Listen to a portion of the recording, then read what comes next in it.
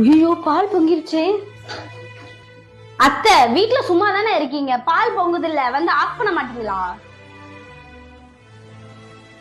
அத்தை எப்ப பார்த்தாலும் தூங்கிட்டே இருக்கீங்க. ஒரு பாத்திரம் கழுவலாம், ஒரு வீடு கூட்டலாம், ஒரு துணி மடிச்சு வைக்கலாம், ஏதாச்சும் ஒண்ணு பண்ணலாம்ல. இந்த மாதிரி என்னால வேலை செய்ய முடியலம்மா, இல்லன்னா நான் செஞ்சிருப்பேன். அப்பன்னா இங்க இருக்காதீங்க, எங்கேயாச்சும் கிளம்பி போங்க. ஏய், என்ன ரெண்டு பேரும் கத்திட்டு இருக்கீங்க? இல்லப்பா. என்ன இல்லப்பா, என்னால இவங்களை வச்சுட்டு சமாளிக்கவே முடியல. என்ன பண்ணாலும் சண்டை, என்ன பேசினாலும் சண்டை.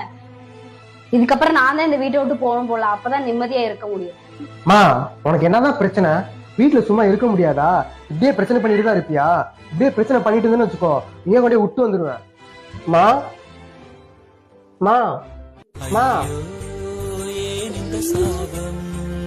எல்லாம் என்றோ நான் செய்த பாவம்.